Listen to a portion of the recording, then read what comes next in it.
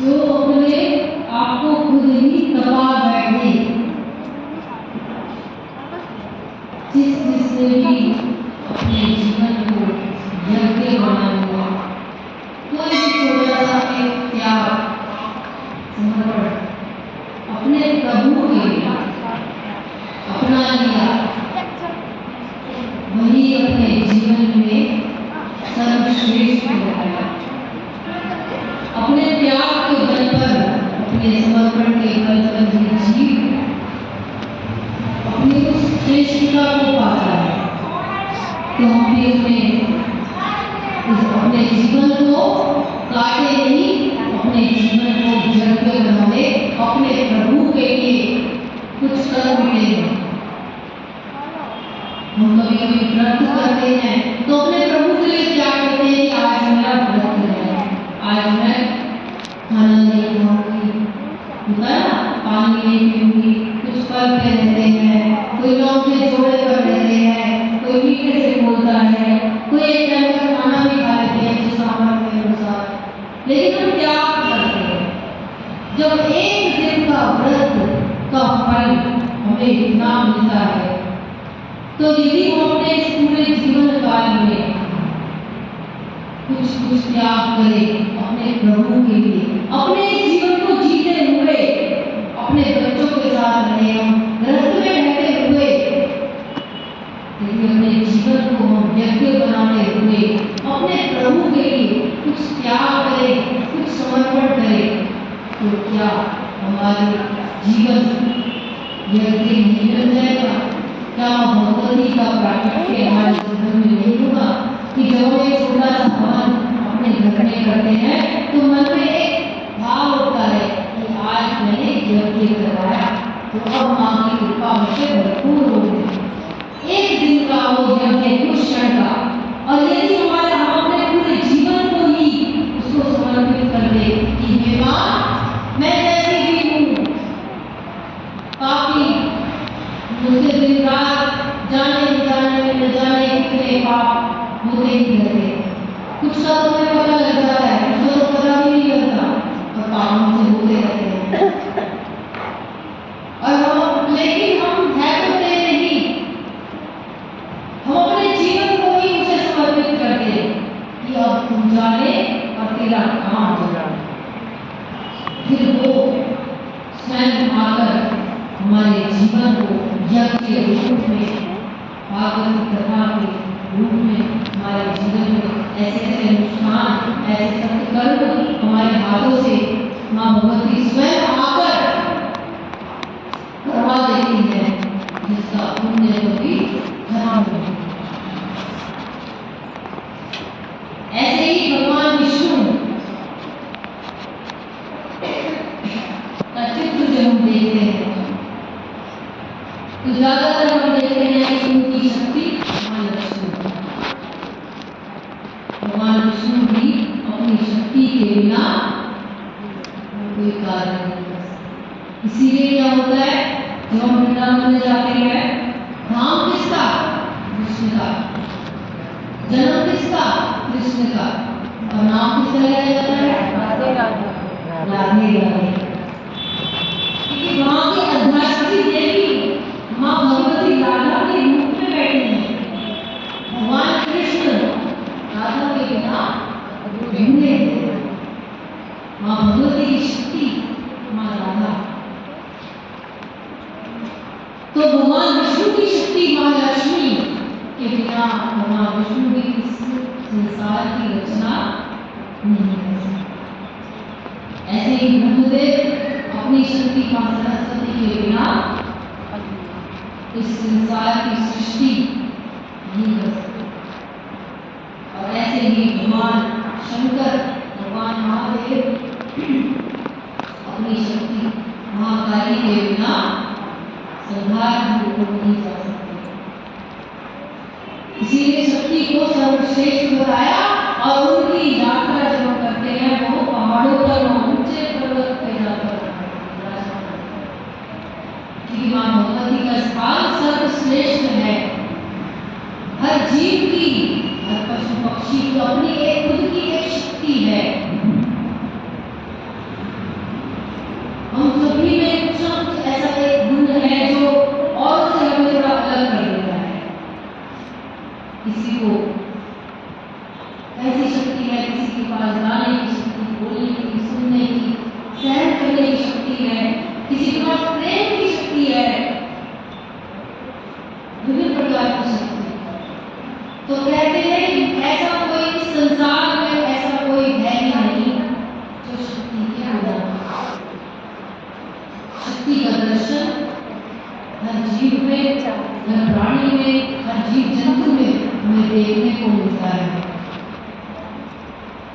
जब वो शक्ति निकल जाती है तो फिर जीव इस जीवन यात्रा को पूर्ण करके पता नहीं कहाँ चला जाता है।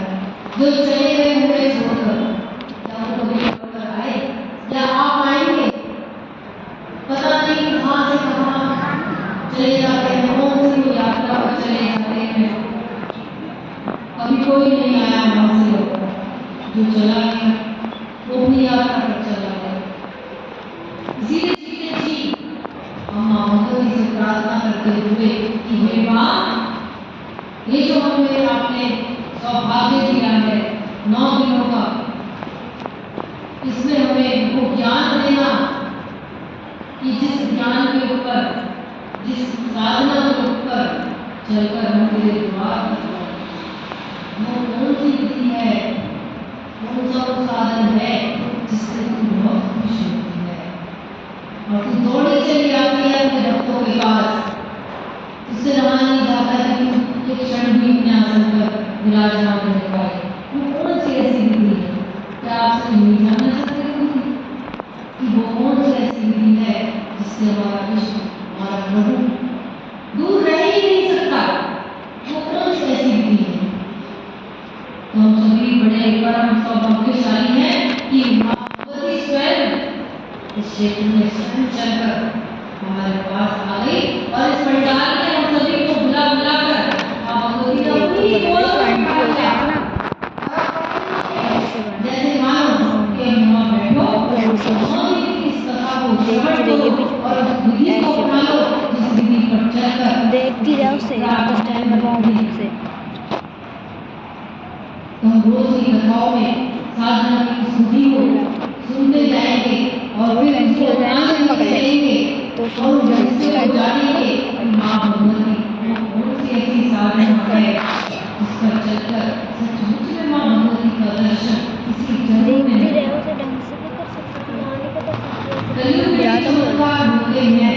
माँ भगवती दर्शन देती है, एक भक्त की पुकार को पहुंचे तक कोई पुकार नहीं चाहिए, कोई कष्ट नहीं करे।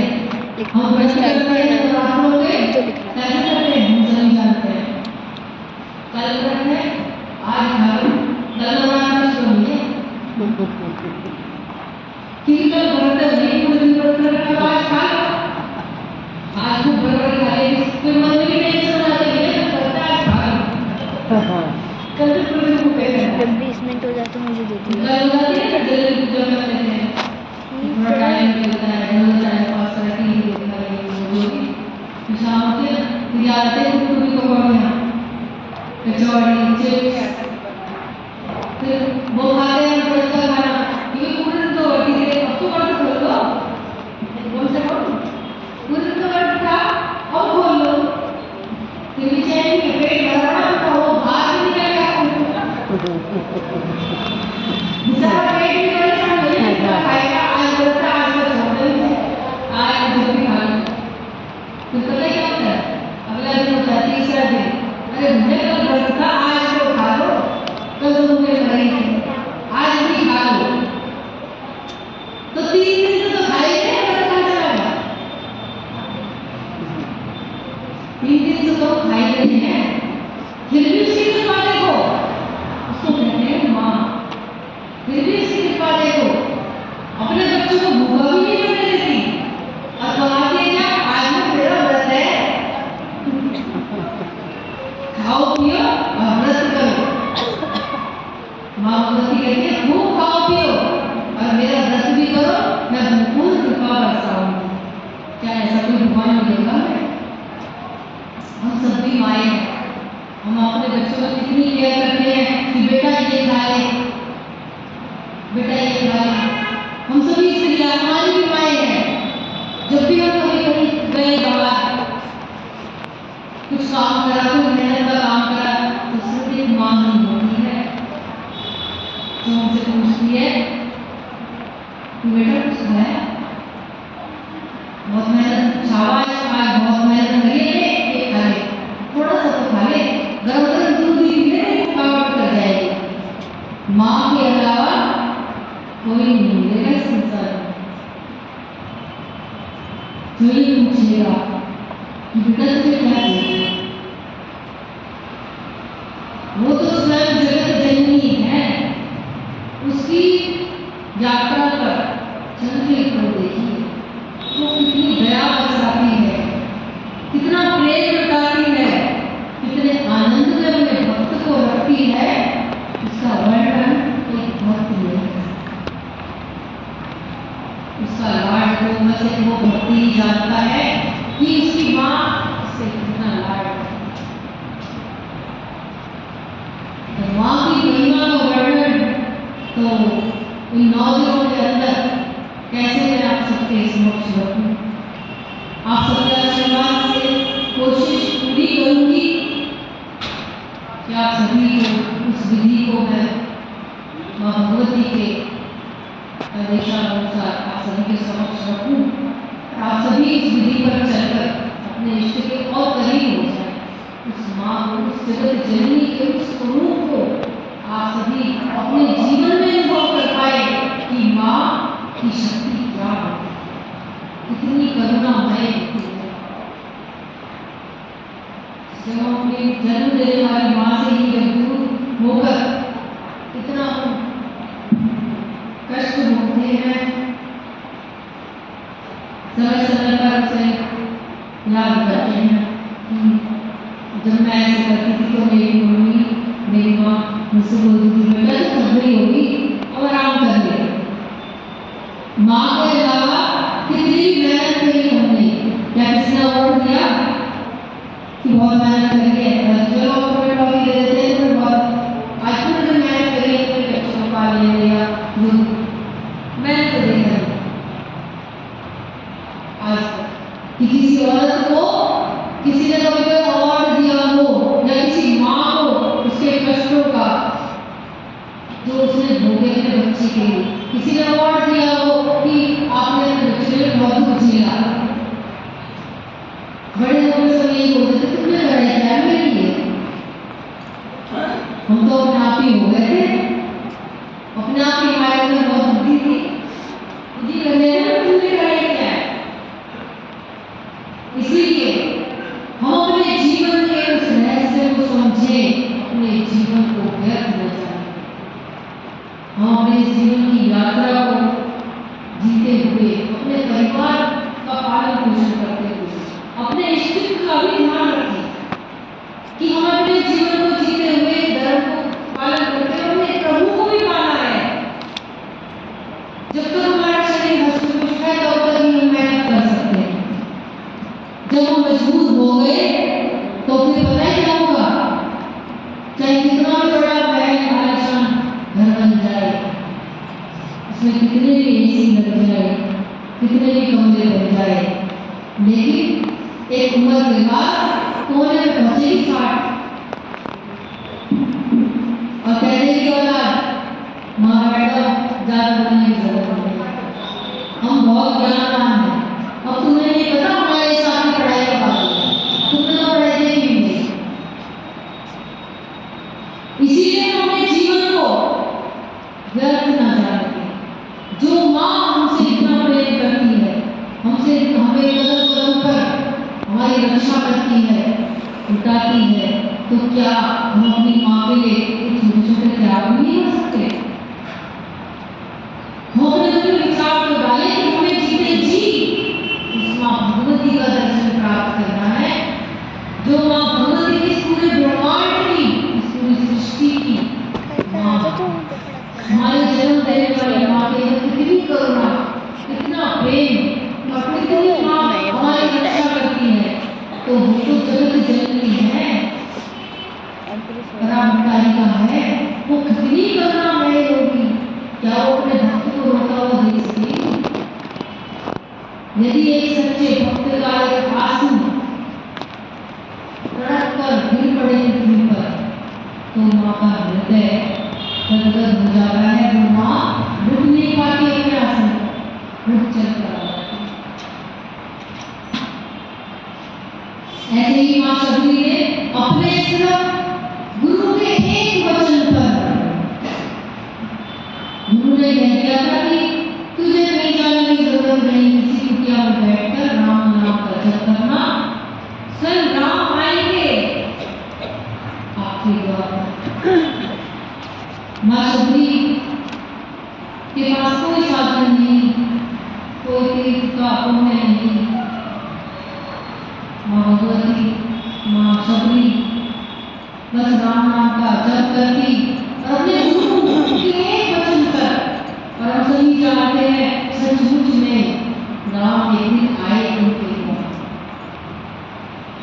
तो कहते हैं जब हमारा जीवन यज्ञ बनता है और हम अपने प्रभु के लिए कुछ त्याग करते हैं, कोशिश करते हैं, जैसे नॉर्मल हम सुबह उठते हैं तो नहीं हम आते तो रोज ही है, तो वैसे विचार से डालना है कि हम भगवान के लिए जल्दी से आए थे भगवान की सेवा करेंगे, वो भगवान के लिए कार्य करेंगे। वो नहाना हमारा केवल नहाना नहीं रहेगा, वो हमारा नहाना एक तप बन गया, एक स्नान बन गया, क्योंकि उस समय मैंने प्रभु की इच्छा को जोड़ दिया कि मैं नहा रही हूँ तेरे लिए, क्योंकि मैं नहा तेरी सेवा करूँगी। उसके बाद हम नाश्ता बनाते हैं, उसमें भी हम अपने भाव को जोड़ सकते हैं कि मैं खाना तो बना रही हूँ पर भूख लगाने के लिए, तो वो हमारा काम बन गया। तो भक्ति को बताया, भक्ति जिस जिसमें जुड़ जाती है उसको खुदा बना देती है। ऐसे ही हम अपने घर दिन के जो भी हमारे कार्य हैं उन सबको अपने भगवान से जोड़ते चले जाए तो हमारा जीवन पूरा यज्ञ ही बन जाएगा और हमारे समक्ष स्वयं खड़ा पाएंगे। क्योंकि हम बार तीर्थ जाते हैं, साधनाएं करते हैं, जाप करते हैं, अनुष्ठानों को करते हैं, लेकिन फिर भी कहीं ना कहीं कुछ अंश मात्र रह जाता है कि पता नहीं वो कब मुझे जैसा मैं चाहती हूँ दर्शन करें, जैसा मैं चाहती हूँ ऐसे ही मुझसे बात करे, मेरे साथ रहे, तो कौन सी ऐसी होगी। हम 9 दिनों के अंदर इस विधि को सुनेंगे, उन भक्तों की कथाओं को सुनेंगे, 10 महाविद्याओं के रहस्य को जानेंगे कि कौन है 10 महाविद्याएं और कैसे भगवान विष्णु कहलाए। कौन सी साधना करी उन्होंने कि भगवान विष्णु ने को इतनी शक्ति प्राप्त हो गई कि इस पूरी सृष्टि की पालन करने वाले देव कहा। ऐसी क्या उन्होंने साधना कर दी थी? भगवान ब्रह्मदेव ने ऐसी कौन सी साधना करी कि वो इस सृष्टि का रचना करता है। कल की कथा प्रसंग में हम इस कथा को श्रवण करेंगे और महात्म्य की कथा की ओर हम सभी चलेंगे और जिसे हम सुनेंगे कि देवी भागवत की कथा को सुनने मात्र से क्या फल प्राप्त होता है, वो मंगल की कथा प्रसंग में हम श्रवण करेंगे।